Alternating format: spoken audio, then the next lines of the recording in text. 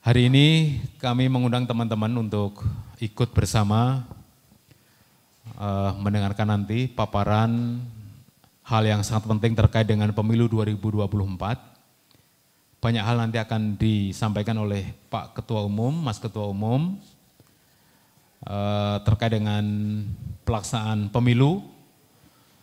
Nanti akan dibahas tentang gagasan-gagasan besar, terutama yang telah beberapa hari ini sudah disampaikan oleh Ketua Umum di berbagai tempat, namun kurang detail. Hari ini akan kita detailkan tentang sistem e-voting blockchain, yang mana ini gagasan beliau dan gagasan kita semua di Partai Umat akan disampaikan kepada publik nantinya. Namun sebelumnya perlu saya sampaikan bahwa gagasan ini mungkin ada sebagian yang sudah pernah mendengar, namun sebagian juga baru mendengar beberapa hari terakhir, karena memang kami melempar ke publik dalam rangka untuk menyampaikan ya keinginan-keinginan luhur dari Partai Umat untuk memperbaiki bangsa ini dari pemilu, karena semuanya mulai dari sana. Sebelum Mas Ketum nanti akan disampaikan gambaran besar tentang negeri ini oleh beliau, guru kami, sesepuh kami Pak Amin Rais. Namun sebelumnya mari kita buka press conference pada siang hari ini dengan bacaan basmalah. Bismillahirrahmanirrahim. Langsung saja untuk memanfaatkan waktu yang kita miliki. Waktu sepenuhnya sebelum Mas Ketum yang terhormat Bapak Profesor Dr. Amin Rais kami persilakan. Assalamualaikum warahmatullahi wabarakatuh. Alhamdulillahirrahmanirrahim. Wassalatu wassalamu ala asyrafil anbiya'il mursalin wa ala alihi wa sahbihi ajma'in. Jadi saudara-saudara, para jurnalis, wartawan yang saya hormati, saya cintai, saya hanya perlu waktu 3 menit barangkali, hanya mengantarkan, ya, karena yang penting nanti paparan dari Pak Ketum Partai Umat. Jadi saya mengingatkan bahwa sejak dulu ya, bangsa kita ini terutama setelah Orde Lama, ganti Orde Baru, membicarakan bagaimana supaya general election atau kalau orang Malaysia bilang pilihan raya, pemilihan umum, itu betul-betul bisa berlangsung secara luberjurdil. Ya. Jadi langsung, umum, bebas, rahasia, dan adil. Ya. Nah sekarang mengingat biaya yang begitu membengkak dan menjadi peluang dari penyalahgunaan dana pemilu, ya, saya tidak menuduh nama-nama lembaga atau section apa ya, tapi dana yang besar itu biasanya juga akan memantik watak dasar manusia kebanyakan, ya kita semua ya, untuk melakukan ya katakanlah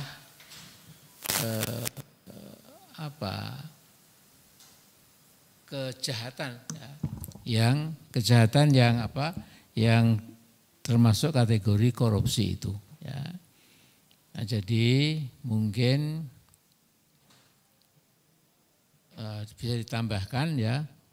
bisa ditambahkan bahwa pemilu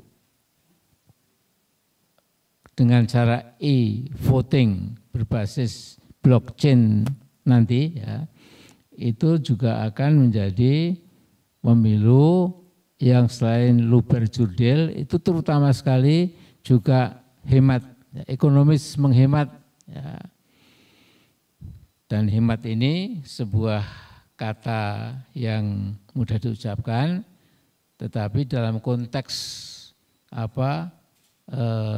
dana yang besar yang harus dikeluarkan oleh negara itu menjadi teramat sangat penting. Ya. Jadi dua syllable hemat tadi itu menjadi sangat penting.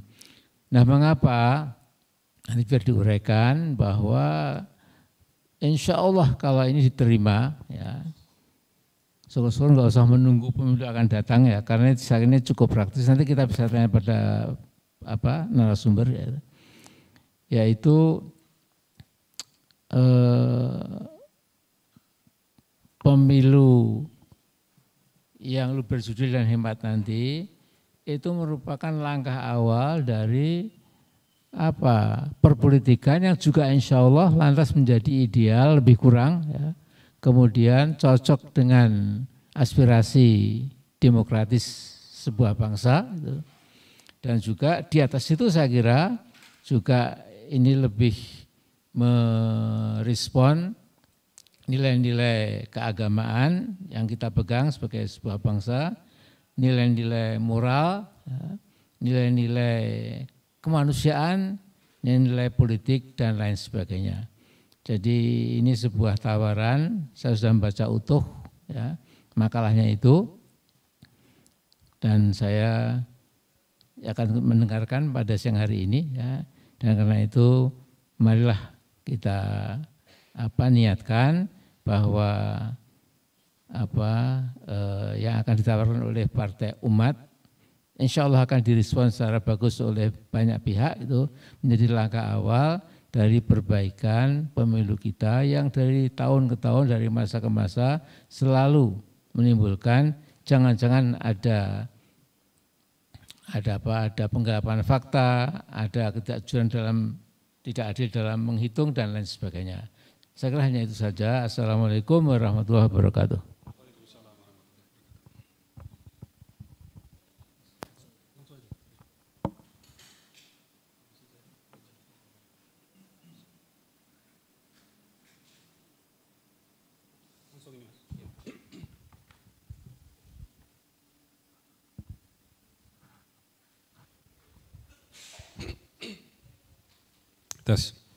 Saya minta izin berdiri Pak, ini rekan-rekan wartawan. Bismillahirrahmanirrahim. Assalamualaikum warahmatullahi wabarakatuh. Alhamdulillahirrabbilalamin. Wassalatu wassalamu ala asrafil anbiya'i wal mursalin wa ala alihi wa sahbihi ajmain. Amma ba'du. Yang saya hormati Ketua Majelis Syuro Partai Umat, ada Pak Sekjen, Mas Tova juga, dan juga khususnya rekan-rekan wartawan yang hadir pada siang hari ini. Insya Allah dalam kesempatan ini barang 20 menit kira-kira, akan kita sampaikan satu gagasan tentang e-voting berbasis blockchain yang sekiranya dapat menjadi alternatif untuk kita diskusikan, untuk kita pertajam bersama, dan bahkan harapannya bisa kita realisasikan untuk pemilu 2024 insya Allah. Jadi saya akan berangkat dari motivasinya dulu. Insya Allah nanti baik slide ini, juga makalah ya sekitar 13-15 halaman, juga siaran pers akan kita kirimkan ke sahabat-sahabat wartawan setelah acara ini. Gitu. Ya, jadi berangkat dari pemilu ya, kita tentu ingin memaknai pemilu sebagaimana mestinya, yang lebih besar dan lebih luhur dari sekedar perhitungan rekapitulasi suara, perolehan dan siapa menang dan siapa kalah. Ada yang lebih daripada itu. Karena lewat pemilu, ya, kalau kita lihat penjabaran dari UUD 45, pemilu berasaskan yang 6 tersebut, sebagaimana disebutkan oleh Pak Amin Rais tadi. Dari 6 asas itu, sesungguhnya kita ingin menuju, ya, ingin membangun lewat pemilu tersebut cita-cita kemerdekaan, ya. Kemudian Pancasila dan juga UUD 45. Jadi cita-cita pada ketiga hal ini yang ingin kita lanjutkan. Teknisnya lewat pemilu kita akan memilih kepemimpinan nasional, pemerintahan setelah itu, dari kepemimpinan nasional membentuk pemerintahan, kemudian wakil rakyat. Nah, inilah asas yang 6 tersebut ya. Jujur, adil, langsung, umum, bebas dan rahasia. Jadi kalau kita menggunakan logika yang sederhana saja, kalau kita melanggar dengan sengaja asas yang 6 ini, maka tidak jauh pemilu itu akan curang, tentu tidak adil. Ya, bisa kita, kalau saya menggunakan bahasa pemilu bencana, yang sekiranya nanti akan membawa bencana pada dimensi-dimensi kehidupan yang lain. Dimensi bencana ini bisa menjadi ketidakadilan sosial, ketidakadilan politik, hukum, ekonomi, dan selanjutnya. Jadi untuk sukses berasas yang 6 ini, ya, jujur, adil, hingga rahasia ini, kita perlu 2 hal. Pertama adalah kesiapan manusianya, kedua adalah ketepatan mekanisme pemilunya. Adapun kalau kesiapan manusia, tentu itu perlu edukasi, bertahap, dan seterusnya. Tapi pada kesempatan ini, gagasan yang kami sampaikan adalah berkaitan dengan ketepatan mekanisme pemilu, yang kita lihat tidak ada perubahan mendasar dari tahun ke tahun. Ya. Selanjutnya. Nah, kita lihat ini adalah mekanisme pemilu yang tradisional. Saya menggunakan terminologi tradisional adalah pemilu yang sudah kita lakukan bertahun-tahun ini. Dan ini sangat costly, ya, sangat membutuhkan biaya, baik biaya dalam konteks SDM, juga biaya dalam konteks rupiah. Kita lihat dalam hari H kita datang ke TPS, ini, kemudian kita menggunakan suara kita di TPS. Ya, setelah pemungutan suara selesai, kemudian dilakukan perhitungan rekapitulasi oleh KPPS, yang kalau kita dengar sangat melelahkan, bahkan sampai dini hari. Rekan-rekan wartawan pasti lebih paham, lebih mengikuti di lapangan, kemudian suara itu dikirim ke kantor desa. Ya, di sini akan transit kadang beberapa hari, tergantung jumlah desanya. Ya, kemudian dikirim lagi ke kantor kecamatan. Ya. Nah, setiap jenjang di sini kita perhatikan selalu ada tahapan yang sama.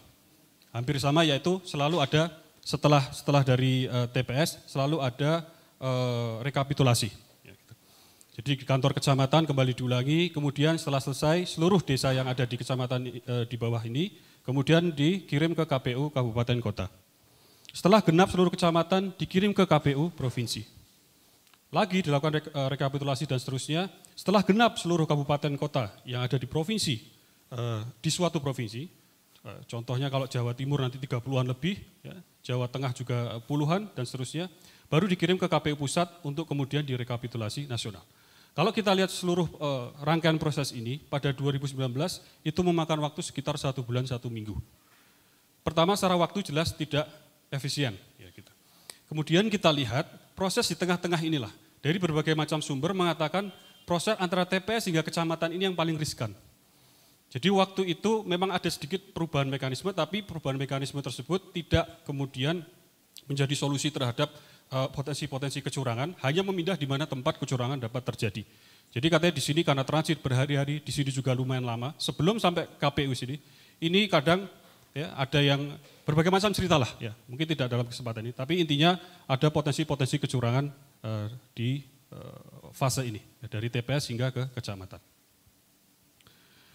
Nah, ini contoh yang dilaporkan dari Bawaslu 2019 melaporkan ya, ada 16.000 pelanggaran administrasi. Ada 300-an, ya, hampir 400 pelanggaran kode etik, mohon maaf typo. Ada 582 pelanggaran pidana, ada 1.475 pelanggaran hukum. Ya. Jadi ini yang dilaporkan. Ya.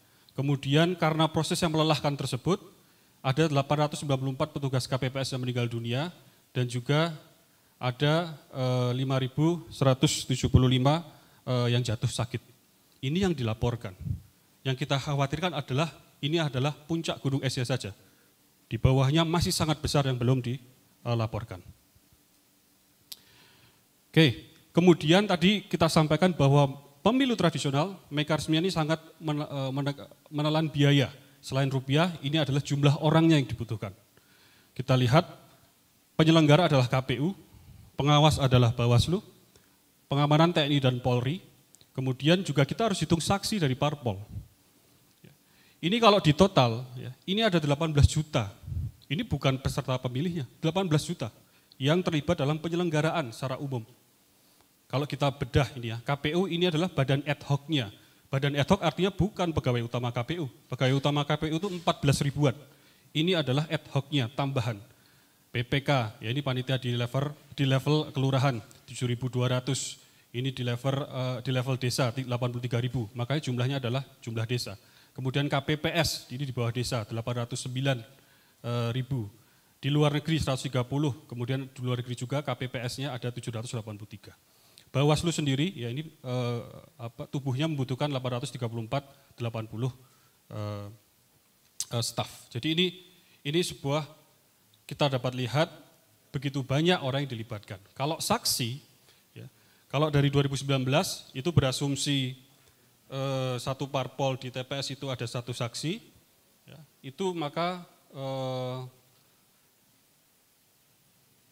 kalau kebutuhan orangnya di total diestimasi ya dari 16 parpol, saksi yang ada itu sekitar 12 juta. Ya, itu kebutuhan orangnya. Ya.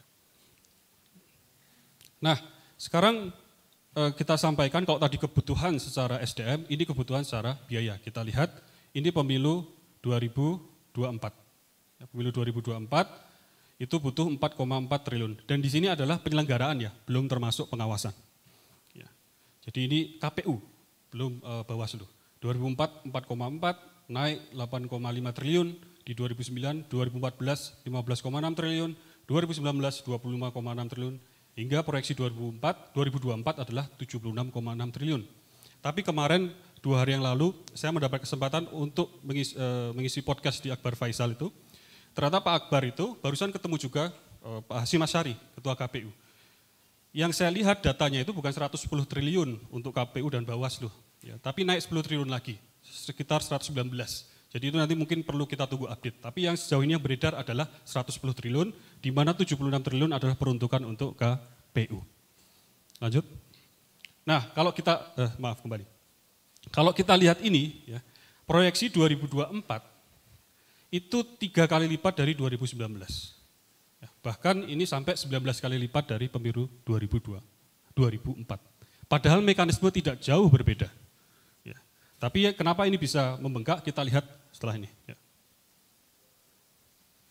Oke, kita lihat anggaran pemilu 2024 adalah 110 triliun.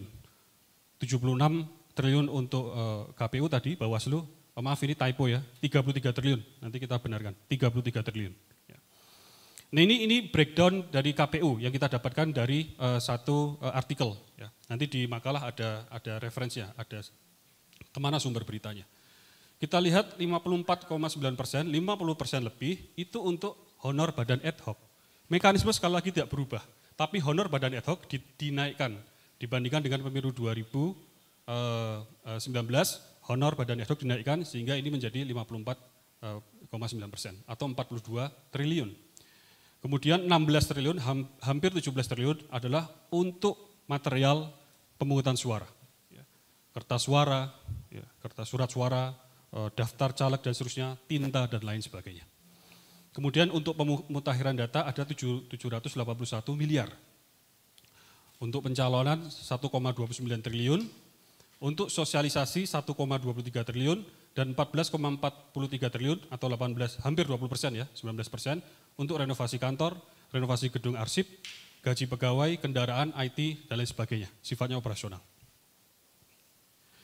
Ya, nah sekarang dari awal kita tadi sampaikan, kita tadi lihat niat pemilu yang luhur dan besar tadi, ya, yang ingin intinya adalah menciptakan keadilan di negeri ini, keadilan multidimensional, keadilan ekonomi, keadilan sosial, keadilan hukum, pendidikan, kesehatan, dan lain sebagainya. Tapi di satu sisi, ya, biaya yang dibutuhkan kok rasa-rasanya menjadi paradoks, menjadi antitesis dari semangat itu sendiri. Kita lihat situasi kita saat ini hanya secuil data saja. Ini kalau kita lanjutkan tentu akan banyak data-data yang bisa kita lihat. Tapi secuil saja kita lihat 90% dari 126,5 penduduk Indonesia yang di atas 15 tahun, yang di atas 15 tahun itu dari 270-an, itu ada 126,5 juta. Itu artinya umur yang sudah bisa kuliah. Tapi di populasi ini hanya 9,7%, ya, itu yang kuliah, artinya 90% lebih sedikit tidak kuliah. Karena apa? Karena disparitas ekonomi, karena tidak mampu, ya, karena tidak mampu untuk bayar kuliah. Kemudian data terakhir, 26,5 juta penduduk Indonesia hidup di bawah garis kemiskinan. Ini sering kita dengar, tapi kita tidak tahu kuantifikasinya berapa ini sesungguhnya. Jadi kalau kita lihat data di BPS, ya, garis kemiskinan itu kan diupdate terus. Ya. Yang terakhir adalah 487.000 per bulan satu orang, di antara 26,5 juta ini untuk kebutuhan sandang, pangan, papan, dan an-an lainnya. Yang jelas tidak cukup. Jadi standar ini sungguhnya bukan standar kemiskinan kalau menurut saya. Ya. Ini sudah nelangsa sekali, ini sudah menuju sekarat. Bagaimana kita bisa hidup dengan 487.000 sebulan?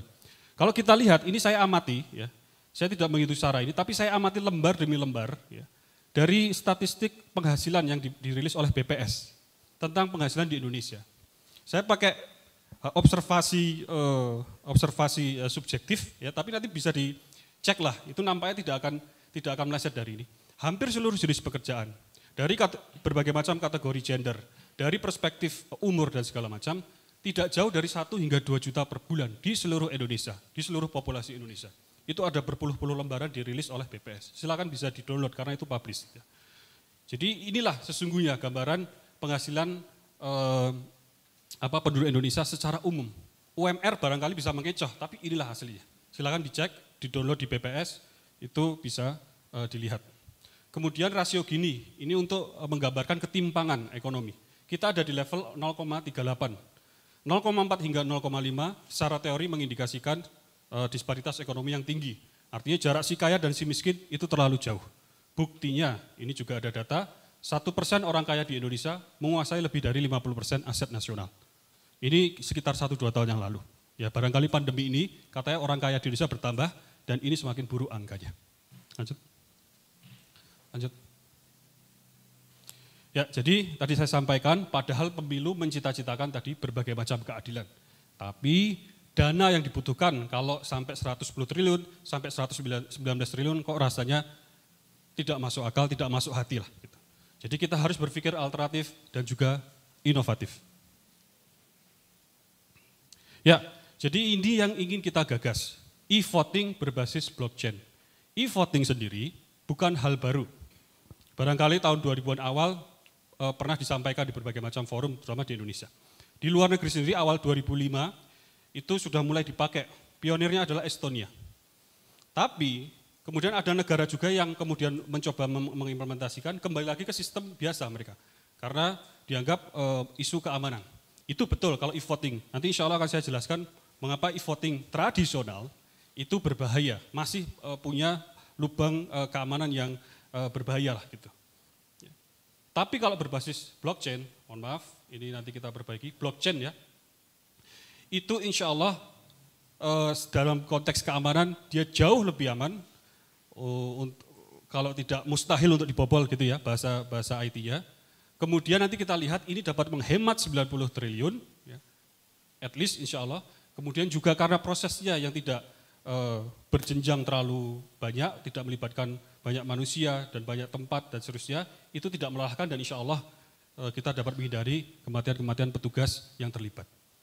Baik, saya jelaskan secara umum dulu, karena e-voting sendiri luas. Gitu. Yang kita gagas adalah e-voting menggunakan menggunakan smartphone, ya. Menggunakan smartphone kita itu, kemudian kalau yang di tradisional kita datang ke TPS, kalau di sistem ini kita cukup menggunakan smartphone kita. Ya, dari mana kita berada, di mana kita berada tidak perlu keluar, asal terkoneksi internet. Nah, isu tentang internet nanti kita sedikit lempar. Ya. Jadi cukup menggunakan aplikasi yang ada di handphone. Untuk masuk tentu kita perlu autentikasi, ya. Tidak langsung bisa masuk saja. Ya. Bisa menggunakan teknologi biometrik dan lain sebagainya. Ini tidak terlalu sulit, ya, karena apalagi smartphone atau ponsel cerdas sekarang sudah dilengkapi dengan fitur-fitur untuk biometrik. Ya. Kemudian dari data suara yang dipilih atau dikirimkan, ya, dia nanti akan masuk ke pusat-pusat data ini, ya. Pusat-pusat data di sini. Untuk sebelum masuk ke pusat-pusat data ini, ya, pertama data harus divalidasi. Yang memvalidasi siapa? Otoritas. Jadi ini menggunakan metode konsorsium otoritas. Ya. Siapa otoritasnya? Tentu di sini KPU, Bawaslu. Bahkan saya usul partai politik dan pihak-pihak lain yang ditunjuk. Ya. Apakah validasinya manual? Kalau gitu sama saja. Orang nanti di balik komputer melihat data masuk, udah valid ini. Oh tentu tidak. Kalau itu kita mengulangi ketidakefektifan yang lalu. Jadi prosesnya ini hibrid, ya, campuran, mix antara tentu yang otomatis menggunakan perangkat lunak dengan aturan-aturan yang jelas, artinya perangkat lunak tersebut memastikan ya untuk data yang siap divalidasi ini sudah memenuhi aturan, umpamanya saya kalau nyoblos itu sudah sesuai dengan dapil saya, sesuai dengan KTP saya dan lain sebagainya. Itu semua sudah melalui filterisasi seperti itu. Ya. Seperti pengecekan di TPS lah. Ya. Oh ini kertas suara sah atau tidak. Nah, ini dilakukan by software, by perangkat lunak, tidak manual. Ya. Jadi otomatis. Jadi nanti otoritas tadi itu lebih tinggal mengamati rangkuman saja, kemudian by one click itu menyetujui. Ya tentu nanti di situ bisa diadakan mereka kelompok-kelompok di KPU dan seterusnya itu. Ya artinya ini bukan proses yang terlalu lama yang kita harapkan gitu. Ya. Begitu data yang divalidasi tadi disetujui, ini suara ini sah dan betul, dia nanti akan menjadi satu record di blok data yang baru. Ya. Jadi ini kenapa ada pusat data, ada blok data. Jadi sesungguhnya data itu disimpan di blok ini tadi. Ya. Blockchain, rantai blok. Blok itu adalah tempat menyimpan data tadi. Bayangkan setiap blok ini menyimpan data di perolehan satu dapil umpamanya. Ya. Umpamanya satu dapil. Ya. Kemudian nanti dapil kedua masuk, ini kalau DPR RI berarti ada 81 umpamanya ya, ini untuk analogi. Kemudian di sini adalah dapil 2 masuk, dapil 3 masuk dan seterusnya. Ya, gitu. Jadi setiap data yang divalidasi akan menjadi blok-blok data yang ada di rantai blok atau blockchain ini. Jadi data yang sudah di sini hanya yang tervalidasi. Setiap data ini, setiap blok data ini akan bertambah terus, itu disimpan di setiap pusat-pusat data ini. Ya, setiap pusat-pusat data ini mempunyai kopi yang sama. Gitu. Jadi kita lihat, nanti lebih jelas lagi kita setelah ini, kalau ada intruder, hacker masuk ke sini, ya, satu pusat data, jika dia ingin merubah data di sini, harus mendapat persetujuan konsorsium yang ada, otoritas yang ada di sini, dan di seluruh node. Itu mengapa dari konteks IT ini hampir mustahil dibobol. Tidak ada istilah single failure node, tidak ada istilah di sini kemudian di hacking, karena di sini reject, tidak menerima perubahan tersebut, maka ini dikembalikan di state awal. Jadi perubahan data, apalagi penghapusan, itu hampir dimustahilkan. Ya. Jadi sifat blockchain adalah append only atau immutable, hanya bisa menambah data, tidak bisa mengurangi apalagi menghapus. Itu sifatnya. Ya. Jadi ini ilustrasi tadi, data masuk tadi, ya, data yang sudah divalidasi oleh konsorsium, sudah valid, ini datanya benar, ya, nyoblosnya sesuai dapil, sesuai ini yang dipilih dan seterusnya, tidak ada masalah, dia masuk ke blockchain dan ini akan terus bertambah. Dan setiap data ini di-copy di sini. Ya. Setelah itu, ya, selesai, lakukan rekapitulasi nasional, tidak ada proses berjenjang, TPS, kantor desa, kelurahan, KPU daerah, KPU provinsi, KPU nasional, baru rekapitulasi. Kalau tadi selesai dalam 1 bulan 1 minggu 2019, ini satu estimasi ya. Kalau ini kita selenggarakan umpamanya sehari, berasumsi tidak ada masalah internet, berasumsi tidak ada masalah listrik, ya selesai hari itu juga. Karena perhitungan rekapitulasi dilakukan by komputer, secara komputerisasi. Gitu. Tapi ya untuk menambah kehati-hatian, kita bisa tambahkan sistem audit. Setelah semua suara masuk, kemudian kita bisa audit, ya barangkali kira-kira 7 hari itu waktu yang masuk akal, kemudian kita lakukan rekapitulasi nasional. Lanjut. Ya, jadi keunggulannya, ya, insya Allah jauh lebih aman, ya, karena tidak ada lagi perjalanan kotak surat suara tadi dan perhitungan manual rekapitulasi yang berjenjang tadi. Kemudian insya Allah jauh lebih efektif, baik dalam konteks kebutuhan manusia, dan implikasinya tentu adalah biaya. Jadi ini yang least costly. Ya. Tidak butuh badan ad hoc lagi, insya Allah. Ya. Tidak butuh material kertas lagi, karena kita milih lewat HP. Tidak butuh banyak pengawasan manual, ya, ini dari manusia, ya, Bawaslu dan seterusnya. Tidak butuh saksi parpol. Ya. Dan insya Allah jauh lebih cepat, dari 1 bulan 1 minggu, insya Allah kira-kira 1 minggu. Ya, harapannya bahkan even less. Ya, gitu. Kira-kira sekarang kita lihat dari segi biaya, terutama pada bagian tengah ini, keefektifan biaya ini. Karena ini implikasinya semua biaya ini. Ya, gitu. Kita lihat honor badan ad hoc, maka kita bisa hemat 42 triliun rupiah. Kertas suara tinta tidak kita cetak lagi, kita hemat 16,4 triliun rupiah. Kemudian sebagian untuk renovasi gedung arsip, yang tadi kan berapa? Untuk renovasi 14-an ya, 14 atau 16 triliun. Karena sekiranya kita tidak perlu gedung arsip lagi kan, karena rata-rata semua sudah digital ini datanya. Kalau gitu kita ambil saja ya kira-kira 4 triliun bisa kita save lah. Gitu. Dan insya Allah ini adalah batas bawah. Saya ada keyakinan ini adalah batas bawah. Gitu ya. Ini estimasi batas bawah. 80% dari Bawaslu saya pikir kegiatannya kemudian berkurang. Karena apalagi mau diawasi? Masa kita mau melototi komputer server? Kan tidak. Cara pengawasannya beda. caranya sudah berbeda. Gitu. Kemudian saksi parpol itu diestimasikan 2,5 hingga 5 triliun, tergantung. Kalau jumlah saksi 1 maka 2,5 triliun untuk setiap parpol ya, 1 setiap parpol. Kalau 2 maka 5 triliun. Ambil tengah-tengah saja, kalau di total 90,5 triliun. Paling tidak insya Allah bisa dihemat dengan sistem e-voting berbasis blockchain. Lalu gambarannya, saya kembali ke 88 triliun. Kenapa tidak 90 triliun? Karena saya keluarkan dana saksi tadi dari parpol. Karena sumbernya kan dari parpol itu, bukan dari negara. Yang dari negara 88 triliun. Asumsi setengahnya kita alokasikan untuk bangun kampus. Ya, di sini di antara banyak krisis tadi, saya berangkat dari umpamanya 88 triliun ini kita gunakan untuk menyicil masalah krisis pendidikan tinggi. 44 triliun untuk bangun kampus. Setiap kampusnya biayanya 100M, kira-kira sudah cukup sekali. Itu perpustakaan barangkali bisa 2 lantai sampai 2 putaran inilah ngos-ngosan kalau kita lari. Ya besar lah, ini bagus 100 miliar. Maka kita bisa bangun 440 kampus baru. Ingat jumlah kampus kita 4.000-an, saya lupa 4.200 atau 4.300. Yang negeri 200-an, silakan dicek. Kalau kita berfokus pada provinsi di luar Jawa, karena di Jawa sudah banyak kampus, taruhlah 28 provinsi di luar Jawa, maka setiap provinsi akan punya 15 kampus baru. Ya. Jika setiap kampus mempekerjakan 500 staf paling tidak, ya, kan syarat kampus kan beberapa fakultas. Setiap fakultas itu paling tidak kan ada 50-100 karyawan, belum lagi dosennya. Jadi angka yang masuk akal ini batas bawah saja 500. Maka kita akan membuka, mohon maaf, 220.000, ya, ini kita benarkan nanti, 220.000 lapangan pekerjaan baru. Asumsi setengahnya 44 triliun dialokasikan untuk beasiswa penuh mahasiswa S1. Ingat tadi 90% tidak kuliah karena alasan ekonomi.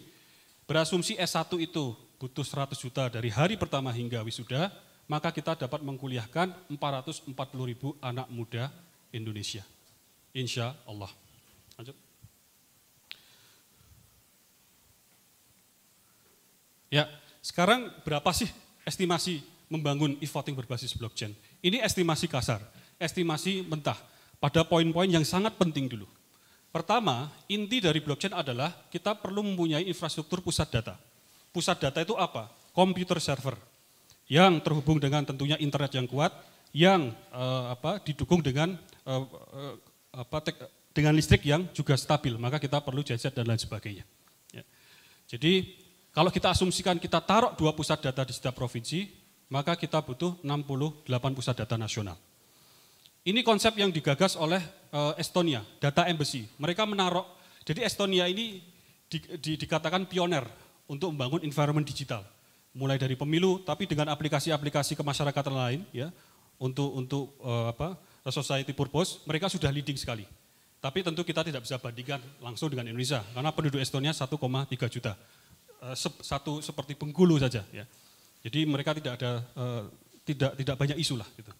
Tapi ini gagasan yang bagus, Data Embassy. Mereka taruh pusat-pusat data itu di embassy mereka. Nah di sini saya bayangkan kita taruh di 6 pusat data di 6 negara yang kira-kira kuat. Ya. Kalau keamanan ini blockchain sekali lagi, bukan sistem tradisional. Dan nanti kita jelaskan lebih detail tentang blockchain. Jadi kita taruh di 6 negara di luar ini. Ya. Jadi kita punya 68 plus 6 sekitar 74 pusat data. Asumsi setiap pusat data membutuhkan server, koneksi internet, genset. Saya ini estimasikan batas atasnya 500 juta. Meleset enggak? Pertama, alhamdulillah Partai Umat itu sudah membangun pusat data sendiri. Aplikasi-aplikasi Partai Umat yang di Android, ya. Kemudian website-website Partai Umat itu di server sendiri. Lokasinya tentu rahasia. Ya, tapi di Indonesia, artinya kita pernah membangun server, ya, itu tidak sampai segini. Gitu. Tidak, bahkan yang kita bangun server untuk komputasi, ya. Tidak hanya server yang storage ataupun menyediakan layanan, tapi komputasi yang berat. Ya. Itu tidak sampai segini. Jadi kira-kira ini batas atas lah, 500 juta, yaitu untuk kebutuhan-kebutuhan ini. Kira-kira gitu ya. Kemudian perangkat-perangkat lunak itu membutuhkan ya maksimal 5M lah, ya, kira-kira. Kalau kita total 74 kali 500 juta tambah 5M, ya mungkin ada biaya yang belum terduga di sini.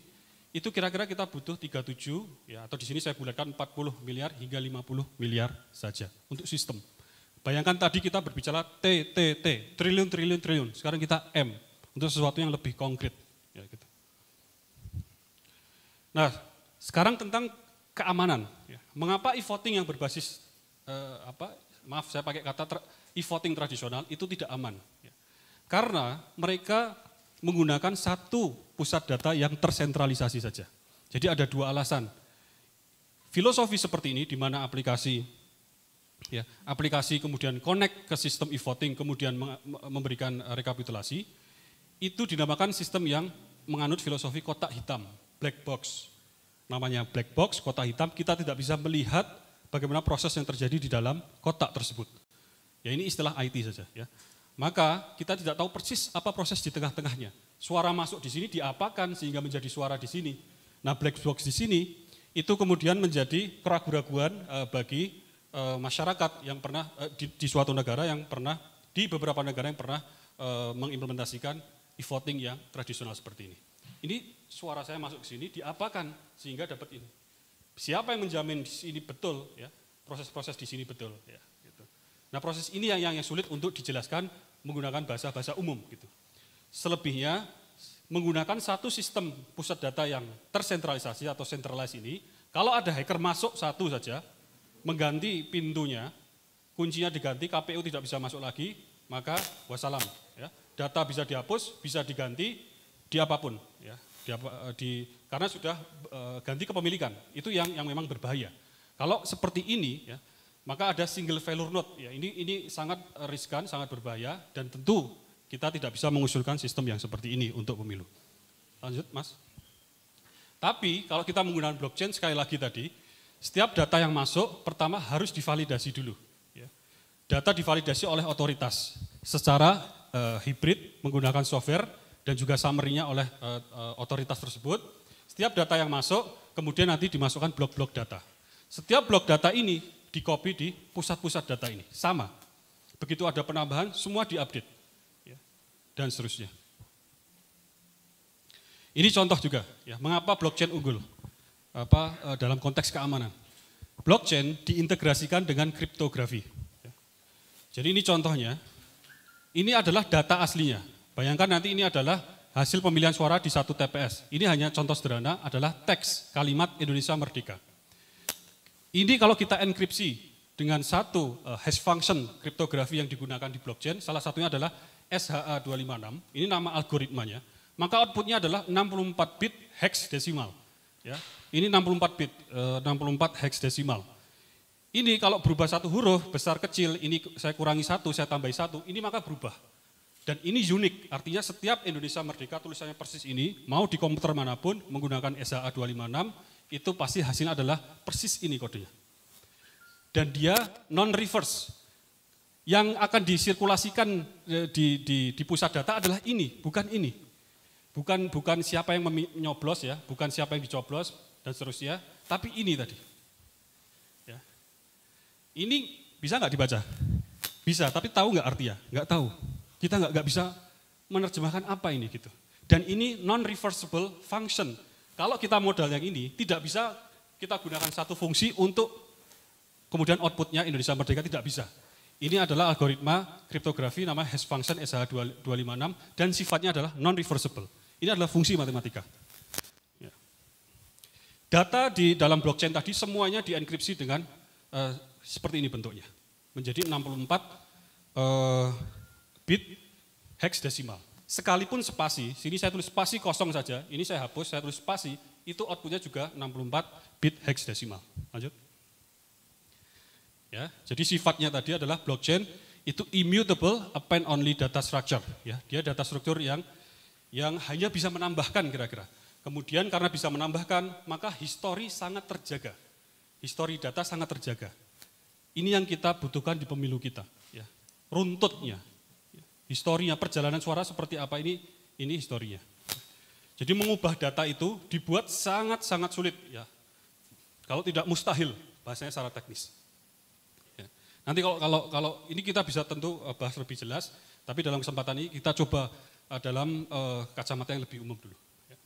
Jadi tadi sekali lagi data baru selalu divalidasi terlebih dahulu oleh konsorsium otoritas, tidak asal masuk. Yang tervalidasi maka dia jadi blok data baru. Blockchain adalah konsep dari Bitcoin. Ya, kalau kita sering dengar Bitcoin dan seterusnya. Ya. Lanjut. Kemudian tadi setiap rantai blok tadi selalu di-copy di pusat-pusat data ini. Jadi menyebabkan kalau ada hacker masuk di satu pusat data saja, kemudian mencoba melakukan perubahan ataupun menghapus, ini akan dikasih alarm kira-kira. Otoritas di sini, ini ada KPU, Bawaslu, Parpol, dan segala macam, siapapun yang ditunjuk, setuju enggak? Oh ini enggak, ini jelas ini ngawur. Ya. Terus juga by software ini mengatakan adalah intruder, maka ditolak, ini dikembalikan state awal. Itu kenapa hampir mustahil dibobol dibanding yang sistem tersentralisasi. Ini adalah konsep desentralisasi data. Lanjut. Sekarang tantangannya adalah seandainya kita menerapkan e-voting berbasis blockchain, maka beberapa daerah itu masih blank spot internet. Ya, blank spot internet artinya belum tercover oleh internet. Tapi kabar baiknya, kalau kita lihat beritanya, bahwa pemerintah sekitar 2 tahun lalu, ya, itu melakukan program 12.000 4G-nisasi atau menyebar tower-tower 4G itu, sehingga bisa menjangkau 12.000 desa yang belum terjangkau. Bukan 12.000 desa dari 83.000, tidak. Dari 83.000 itu sisa 12.000 dan ini diselesaikan pada 2022. Jadi ini kabar baik ya. Jadi insya Allah 4G itu secara teorinya 2022 tahun ini itu akan menjangkau seluruh desa yang ada di Indonesia. Tapi tentu kita harus masukkan isu blank spot internet ini sebagai bentuk kehati-hatian. Kedua, masalah literasi digital. Terutama di kalangan yang senior, kalangan tua di masyarakat Indonesia, yang tidak sepenuhnya biasa dengan menggunakan aplikasi-aplikasi digital ataupun gawai-gawai seperti ponsel cerdas. Masalah ketiga adalah belum semua punya ponsel cerdas, sekalipun data menunjukkan 170-an juta, nanti dicek di makalah yang saya tulis ya, lebih detailnya kita bagikan, itu sudah punya ponsel cerdas. Berasumsi kalau DPT kita 192 juta, ya, dan yang punya 170-an tadi, maka kira-kira 22 juta yang belum punya. Kira-kira loh, ini asumsi mentah. Karena ingat jumlah ponsel di Indonesia lebih besar dari jumlah populasi di Indonesia sendiri. Ada datanya itu. Jadi satu orang mungkin punya 1,5. Statistiknya ya, bukan 1,5 HP-nya dibagi 2. Artinya mungkin 2 HP, sebagian 1. Ya. Kemudian alternatifnya apa? Kalau blank spot ini kita bisa coba sasar, kita coba pecahkan dengan membuat kios keliling. Semacam mungkin mobil, bak terbuka tentu dilengkapi dengan peralatan, terkoneksi dengan internet langsung yang kuat dan stabil, dilengkapi dengan gawai, barangkali tablet dan HP, kemudian keliling ke daerah-daerah blank spot, kemudian masyarakat mendatangi, karena itu keliling ya tidak jauh dari rumah lah gitu ya, kemudian mencoblos lewat aplikasi, tanda kutip tadi ya, menggunakan hak suaranya lewat kios keliling tadi. Dan ingat kios keliling ini bukan hal baru, kalau di luar negeri ada juga kios keliling tapi fungsinya untuk saya pertegas ya, di luar negeri, untuk pemilih Indonesia yang di luar negeri, ada kios keliling beberapa negara. Jadi bisa memberikan surat suaranya. Gitu. Kalau ini kios keliling tapi bisa menggunakan tablet ataupun gawai yang diberikan di kios tersebut. Atau memberikan komputer anjungan, semacam ATM, bisa kita pasang di kantor desa, atau ya kalau perlu TPS ya, kemudian dengan koneksi yang internet yang kuat dan stabil. Jadi masyarakat mendatangi, ini untuk khusus blank spot. Ya, bukan di seluruh wilayah, khusus yang blank spot saja. Ini tadi sudah saya jelaskan kabar baiknya. Kemudian tentu untuk masalah literasi digital, kita perlu mengadakan edukasi digital. Saya pikir ini lebih produktif untuk seperti Bawaslu, KPU juga mengadakan pendidikan-pendidikan ini ya, pada tingkat RT RW berfokus pada penggunaan e-voting, menyasar kalangan-kalangan yang sudah senior. Ya, jadi itu harapannya dari e-voting berbasis blockchain. Selain menghemat biaya yang hingga 90 triliun, kalau uang negara 88 triliun paling tidak, maka kita insya Allah dapat mewujudkan yang lebih besar tadi, yaitu pemilu yang berasaskan 6. Ya, yang harapannya lewat pemilu yang berasaskan 6 ini, yang jujur, adil, ya, umum, rahasia, ya, dan seterusnya tadi, itu kita kemudian dapat membentuk kepemimpinan nasional yang kita harapkan, dari kepemimpinan nasional tersebut melahirkan pemerintahan yang kita harapkan juga, dan juga wakil-wakil rakyat sesuai yang kita harapkan. Dari yang semua yang kita harapkan tersebut, kita dapat menuju Indonesia yang gemilang dan yang kita cita-citakan. Kemudian ingat 2019 ada 34 hingga 35 juta yang golput, golongan putih, artinya tidak nyoblos. Itu 2019. sekitar 19%. Kemudian studi menemukan lebih dari 40% milenial itu golput, ya. Mereka merasa antipati gitu ya, tidak peduli politik, dan yang ketiga kurangnya informasi. Kurangnya informasi ini konyol, tidak tahu kapan hari pemilu. Ya. Bagaimana sosialisasi itu triliunan kan tadi? Dana sosialisasi triliunan loh, 1 triliun tadi. Masa warga tidak tahu gitu. Lanjut. Jadi ini adalah sebuah gagasan. Ini kalau masakan belum matang, ya, harus dimatangkan bersama. Tapi yang ingin kita ajak adalah mari ya segenap anak bangsa, mulai dari sahabat-sahabat wartawan, terutama yang nanti ini berhubungan dengan undang-undang dan perpu dan sebagainya, MPR, DPR, DPRD, KPU, Kemendagri, kita satukan mindset, kita tumbuhkan kesadaran, ya letakkan kepentingan negeri bangsa ini di atas kepentingan pribadi kita atau kelompok kita, dan lihat ini ada satu alternatif yang jika kita lakukan itu sekali lempar 2-3 pulau atau 2-3 ini purpose ya, itu bisa kita dapatkan. Masalah keamanan, pemilu yang tidak curang, itu yang penting lagi. Yang kedua, pemilu yang hemat, ya. Kemudian pemilu yang efektif. Tadi. Ya, jadi kemudian kita harapkan ini nanti kita sirkulasikan, kita besarkan ide ini di kampus-kampus, ya, dengan kajian-kajian dalam berbagai bidang, dari sisi politik, hukum, sosial, khususnya bidang informatika dan computer science, ya, untuk mempertajam landasan teoritis dan praktis tentunya, dan juga tentunya adalah rekan-rekan mahasiswa dan generasi Z. Gitu. Kiranya itu bisa saya sampaikan, nanti dengan senang hati kita bisa tanya jawab. Terima kasih, saya kembalikan. Assalamualaikum warahmatullahi wabarakatuh.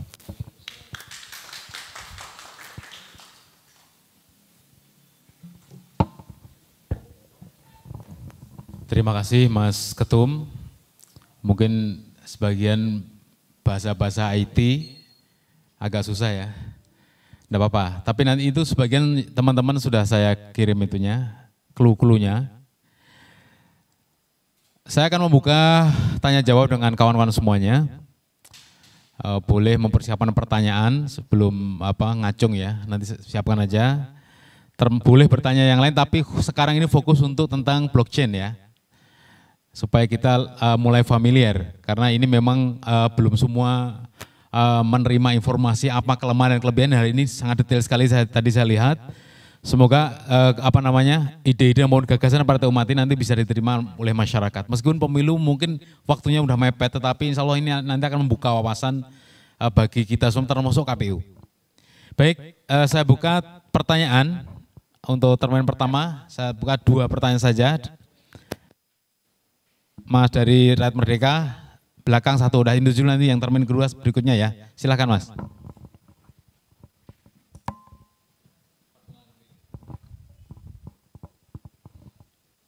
Ya, Assalamualaikum warahmatullahi wabarakatuh. Terima kasih. Saya Boy Sakti dari Rakyat Merdeka. Menurut saya ini ide yang sangat revolusioner yang mengenai kepemiluan gitu. Dan banyak sisi positifnya. Cuma yang menjadi perhatian saya mungkin kalau saya awam gitu ya, mungkin bisa dikasih tahu. Kalau blockchain ini kan terdesentralisasi, berarti lawannya sentralisasi gitu kan. Nah kalau sentralisasi itu seperti yang sudah sebelumnya ada yang bertanggung jawab, ada KPU, Bawaslu gitu. Nah kalau terdesentralisasi ini umumnya itu bagaimana gitu, siapa yang akan bertanggung jawab terhadap ini? Karena kan hasil pemilu itu kan harus ada penyelenggara yang menyelenggarakan dan bertanggung jawab, sehingga kalau ada yang protes harus ke MK dengan hasil perhitungan dari yang sentralisasi itu. Nah sementara desentralisasi itu kan begitu terbuka, tapi tidak menutup celah akan ada masalah. Buktinya dengan dari kasus kripto sendiri kan ada Terra Luna yang sampai melebur ke bawah menjadi 0 kan, sempat seperti itu. Nah artinya ketika misalkan ya amit-amit kita tidak ingin ada terjadi seperti itu di tengah modernisasi. Tapi kalau misalkan seperti itu, kemana rakyat akan mencari pertanggungjawaban? Karena terkadang masyarakat itu mencari ini siapa yang salah gitu loh ketika terjadi kesalahan. Mungkin masalah teknis itu sendiri sih. Lainnya sih oke, bagus sekali mengenai modernisasi ini. Terima kasih. Langsung ya. Ya.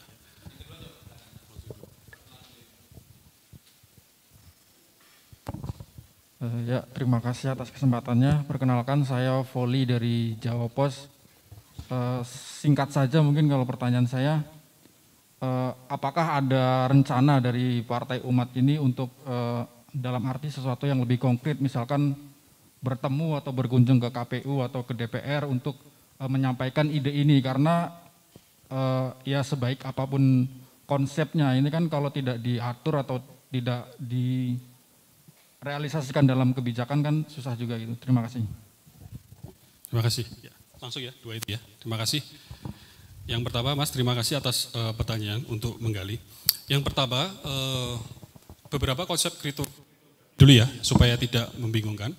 Beberapa konsep kriptografi itu memang menggunakan blockchain, tapi tidak kemudian kalau harganya turun itu kemudian karena blockchain tidak aman. Itu berbeda karena itu sistem seperti saham itu. Ya.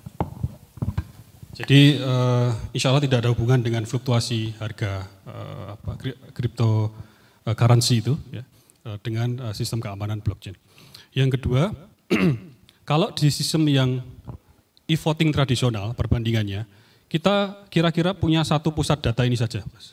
Punya satu pusat data. Kalau ada yang backup itu oke lah, tapi biasanya nggak banyak sistem backup. Sekali lagi, kalau sistem backup hanya copy. Kalau ini pusat data hanya satu, ini sentralisasi.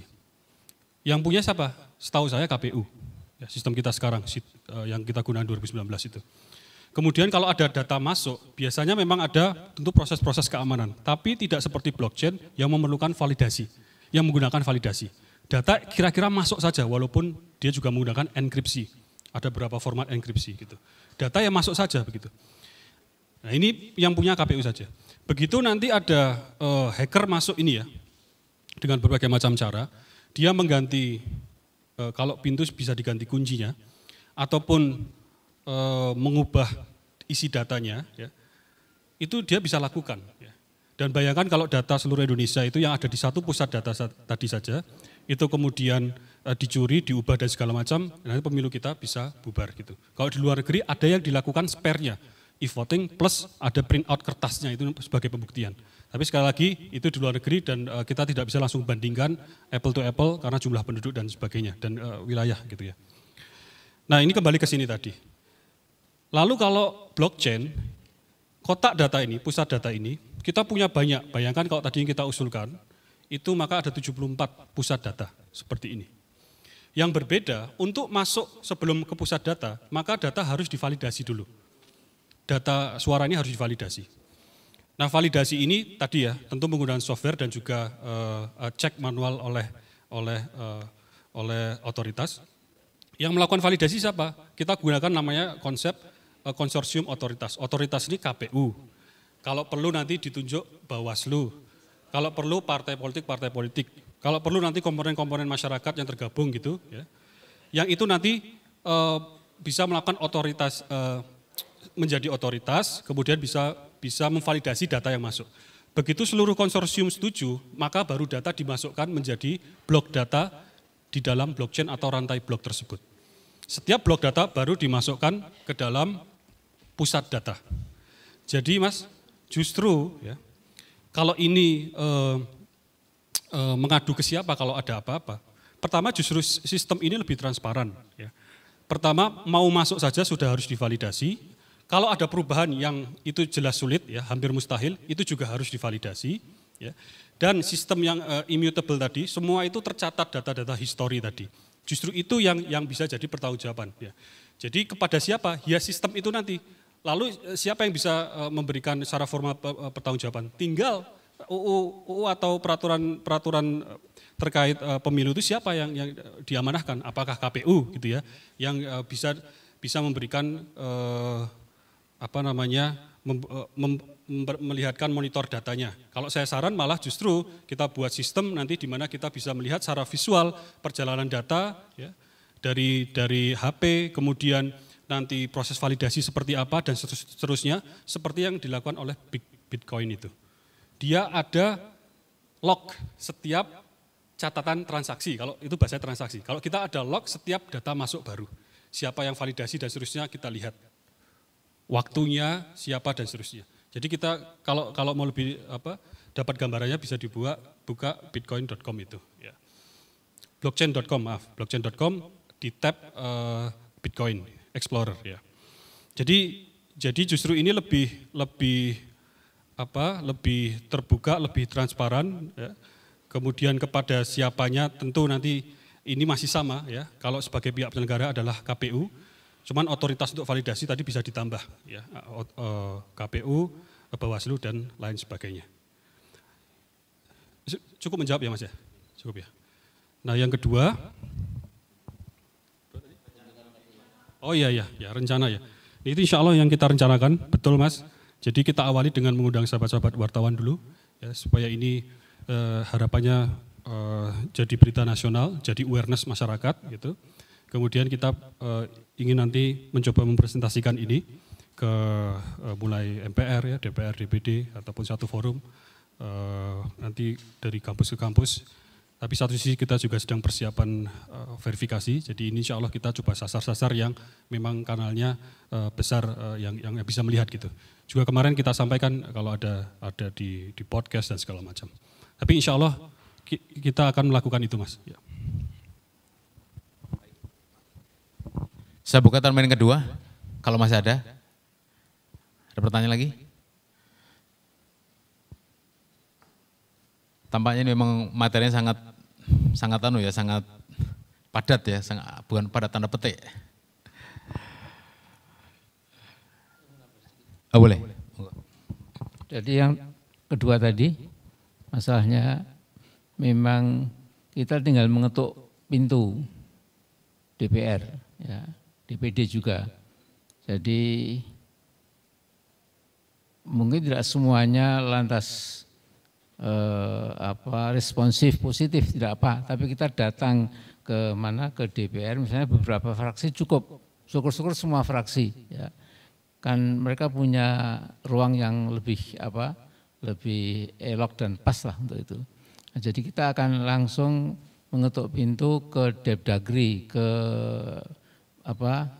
KPU Kehakiman dan lain-lain ya, supaya di-share oleh semua lembaga negara bahwa pada akhirnya kita harus mengucapkan goodbye, selamat tinggal kemarin ya, cara kemarin yang penuh dengan dengan ketidakjujuran itu ya, dan ini akan menjadi sebuah cornerstone baru ya. Jadi memang tidak mungkin hanya kita ini ya, tapi kita harus mengetuk jantungnya kekuasaan itu ya. Bahkan kalau perlu presiden dan stafnya perlu 1 jam. Jadi kita akan face the nation, kita akan hadapi semua anak bangsa itu. Tapi juga tadi itu Mas, jadi lembaga-lembaga negara yang menentukan itu kita mengertikan, kita coba yakinkan bahwa ini alternatif yang lebih bagus, lebih transparan, lebih jujur, lebih memuaskan dan lain-lain. Saya kira itu aja teman saya. Kalau masih ada saya buka, kalau enggak ada saya yang bertanya. Ada enggak? Baik, kalau belum ada saya ajukan pertanyaan saya sendiri kepada Mas Ketum. Kalau di luar negeri ya, di Jerman atau yang tempat yang lain, apa kasus terkait dengan penggunaan blockchain ini? Kasus yang muncul di sana apa? Kalau di sini kan pemilu yang kemarin yang masih konvensional itu kan kecurangan nyata-nyata sekali. Kemarin waktu kita ketemu BPKS saya jelaskan, saya sendiri yang melaporkan ke Bawaslu. Kecurangan tahun kemarin itu 73.000 kecurangan. Tapi penggunaan blockchain ini rata-rata kasusnya seperti apa? Kan tadi dikatakan aman ya sebenarnya. Jadi begini, belum banyak ya negara yang menerapkan, setahu saya ya sejauh yang saya dalami itu belum terlalu banyak. Kalau e-voting memang pionernya itu Estonia, sebagaimana saya sampaikan tadi. Beberapa negara mencoba melakukan juga, gitu ya. Beberapa melakukan dalam konteks yang lebih lokal. Nah kemudian Estonia dari satu sumber yang saya lihat juga sekarang menerapkan blockchain. Jadi blockchain itu diadopsi untuk konsep selain cryptocurrency, itu kira-kira baru 3-4 tahun terakhir ini. Jadi masih sangat jarang. Sebelumnya memang basis blockchain itu untuk cryptocurrency. Bitcoin tersebut memang dibangun oleh itu. Paper awal kalau dilihat di trace itu khusus memang membangun itu tadi. Ya. Tapi kemudian diadopsi ke domain lain pemilu ini, paper-papernya kalau kita temui masih baru-baru semua.